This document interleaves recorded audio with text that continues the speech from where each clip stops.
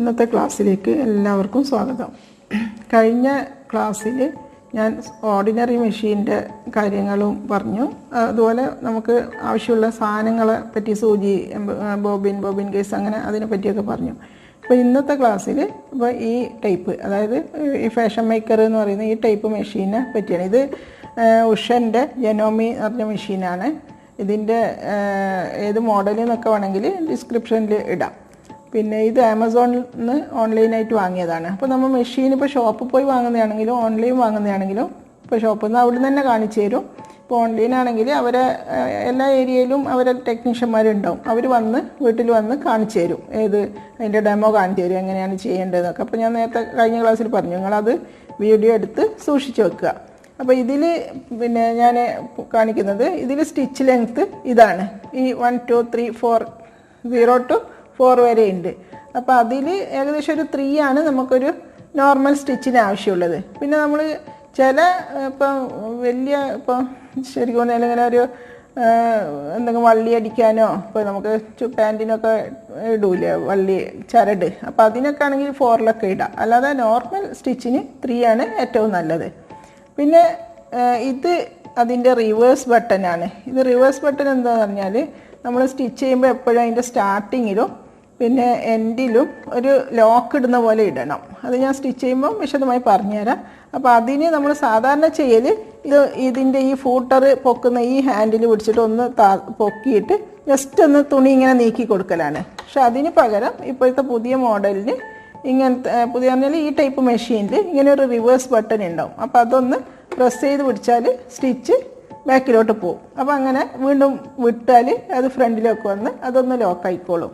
പിന്നെ ഇതിൻ്റെ ഇപ്പോൾ നിങ്ങൾ എത്ര സ്റ്റിച്ചുള്ളത് വാങ്ങുന്ന അതിനനുസരിച്ച് അത് സെലക്ട് ചെയ്യാനുള്ള സെലക്ടറാണ്. അപ്പോൾ ഇതിൽ ഇതിലുള്ള ഓരോ ചിത്രത്തിനും ഓരോ ലെറ്റേഴ്സ് ഉണ്ട്. ആ ലെറ്റേഴ്സിനനുസരിച്ച് ഇതിൽ സെലക്ട് ചെയ്താൽ ആ സ്റ്റിച്ച് കിട്ടിക്കോളും. അപ്പോൾ നോർമൽ സ്റ്റിച്ച് ഏതാണ്, പിന്നെ അതുപോലെ സിഗ്സാഗിൻ്റെ ഓരോ ടൈപ്പ്, പിന്നെ ബട്ടൺ ഹോൾ സ്റ്റിച്ചാണ് ഇവിടെ കാണുന്നത്, ഈ 1 2 3 4. അപ്പോൾ അതിനനുസരിച്ച് ഇതിൽ ബട്ടൺ ഹോൾ ഇതിൽ സെലക്ട് ചെയ്താൽ നമുക്ക് ബട്ടൺ ഹോൾ സ്റ്റിച്ച് ചെയ്യാം. ഇപ്പോൾ ബട്ടൺ ഹോളും ബട്ടനും ഒക്കെ ഞാൻ വേറൊരു ക്ലാസ്സിൽ ചെയ്ത് തന്നെ കാണിച്ചു തരാം. പക്ഷേ ഇതിലിപ്പം ജസ്റ്റ് മെഷീൻ്റെ ഫങ്ഷൻ മാത്രം പറയുന്നതാണ്. ഈ മെഷീൻ്റെ കൂടെ ഇങ്ങനെ ഇതുപോലെ ഒരു കേസും കൂടി കിട്ടുന്നുണ്ട്. അതിൽ അത്യാവശ്യം കുറച്ച് ടൂൾസൊക്കെ ഉണ്ട്. അതായത് കുറച്ച് ബോബിൻസ്, കുറച്ച് സൂചികൾ, പിന്നെ ഇത് ബട്ടൺ വെക്കാനുള്ള ഒരു ഫൂട്ടാണ്. അതുപോലെ ഞാൻ നേരത്തെ പറഞ്ഞ ആ നൂല് പൊട്ടിക്കുന്ന ആ സാധനം ഇതിൻ്റെ കൂടെ ഉണ്ട്.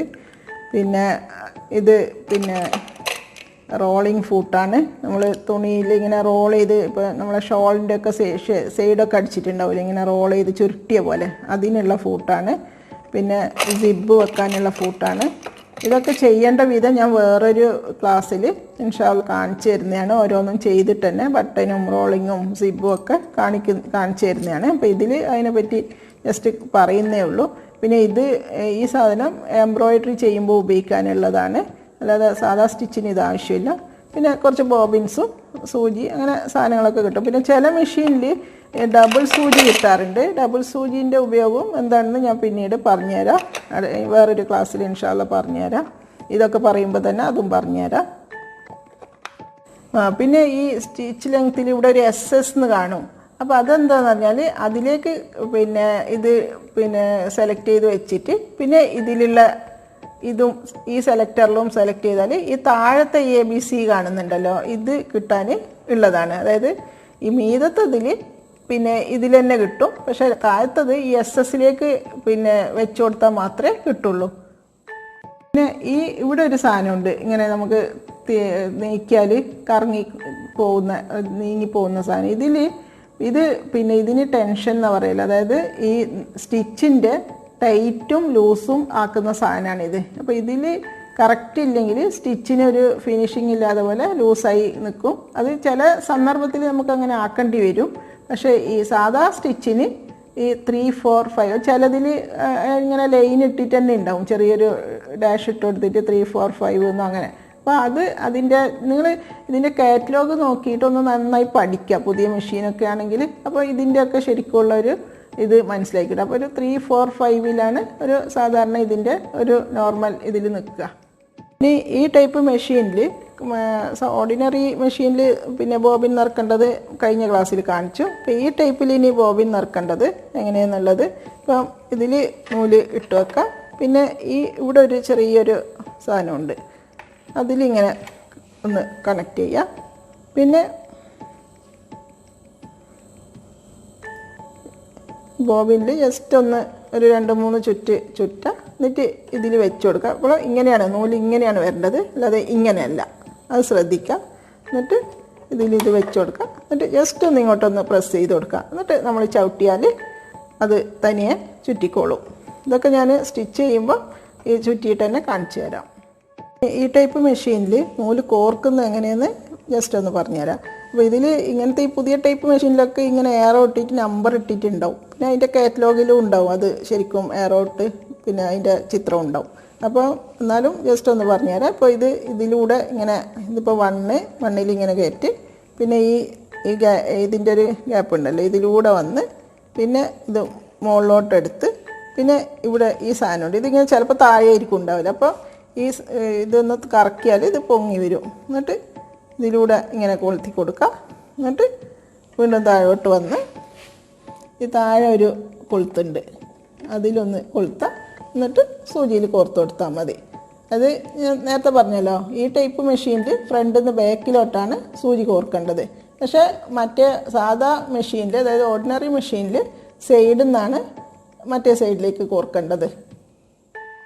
ബോബിൻ കേസിൽ വെക്കുന്നതൊക്കെ കഴിഞ്ഞ ക്ലാസ്സിൽ പറഞ്ഞിട്ടുണ്ട്, അതുകൊണ്ട് ഇപ്പം പ്രത്യേകിച്ച് പറയുന്നില്ല. ഇത് പക്ഷേ ഇതിലേക്ക് മെഷീനിലേക്ക് ഫിക്സ് ചെയ്യുന്നത് ഇതിൽ വ്യത്യാസമുണ്ട്. അതായത് മറ്റേതിൽ ഓർഡിനറി മെഷീനിൽ ഈ ഭാഗത്ത് ജസ്റ്റ് ഒന്ന് നമ്മൾ നീക്കിയിട്ട് മീതം തന്നെ അകത്തേക്ക് ഇങ്ങനെ ഒന്ന് കയറ്റി വെച്ച് കൊടുക്കുന്നതാണ്. പക്ഷേ ഇതിൽ കുറച്ചുകൂടി എളുപ്പമാണ്. അതായത് ഈ സാധനം ഇങ്ങോട്ടൊന്ന് വലിച്ചാൽ അത് ഇളകി കിട്ടും. പിന്നെ ഇത് ഓപ്പൺ ചെയ്യുക. എന്നിട്ട് ഈ വെക്കുമ്പോൾ എപ്പോഴും ഇത് ഇങ്ങനെ പൊക്കി പിടിക്കണം. എന്നിട്ട് ഇതിന് അനുസരിച്ചുള്ള ഒരു സ്ഥലം ഇതിൻ്റെ അകത്തുണ്ടാവും, അത് നോക്കിയിട്ട് ഇതിങ്ങനെ വെച്ചെടുത്തിട്ട് ഇതൊന്ന് പ്രസ് ചെയ്യുക. അത് കറക്റ്റായിട്ട് അതിൽ നിന്നോളും. എന്നിട്ട് അടക്കുക, ഇത് വീണ്ടും വെച്ച് കൊടുക്കുക. ഇനിയിപ്പോൾ സ്റ്റിച്ചിങ് തുടങ്ങുന്നതിന് മുമ്പ് നിങ്ങളെ സ്റ്റിച്ചിങ്ങിൻ്റെ ഒരു ബാലൻസ്, അതായത് മോട്ടറൊക്കെ ആണെങ്കിലും മറ്റ് ചവിട്ട് മെഷീനാണെങ്കിലും കാലിനൊരു ബാലൻസ് ശരിയാവണം. അപ്പോൾ അതിന് വേണ്ടിയിട്ട് പിന്നെ അത് കുറേ മെനക്കെടൊന്നുമില്ല, ഒരു അരമണിക്കൂർ നിങ്ങളൊന്ന് മെനക്കെട്ടാൽ പഠിക്കാവുന്നതേ ഉള്ളൂ. അപ്പോൾ അതിനെ പറ്റിയിട്ട് എന്തൊക്കെയാണ് ചെയ്യേണ്ടതെന്ന് ഇൻഷാല്ലാ അടുത്ത ക്ലാസ്സിൽ പറഞ്ഞു തരുന്നതാണ്. അപ്പോൾ നിങ്ങൾ സബ്സ്ക്രൈബ് ചെയ്യാത്തവരൊക്കെ സബ്സ്ക്രൈബ് ചെയ്ത് ബെല്ലൈക്കൺ പ്രസ് ചെയ്ത് പിന്നെ നിൽക്കുക. അല്ലെങ്കിൽ അങ്ങനെയാണെങ്കിൽ മാത്രമേ ഞാൻ വീഡിയോസ് ഇടുമ്പോൾ തന്നെ നിങ്ങൾക്ക് നോട്ടിഫിക്കേഷൻ കിട്ടുകയുള്ളൂ. അപ്പോൾ ഇൻഷാല്ലാ അടുത്ത ക്ലാസ്സിൽ കാണാം.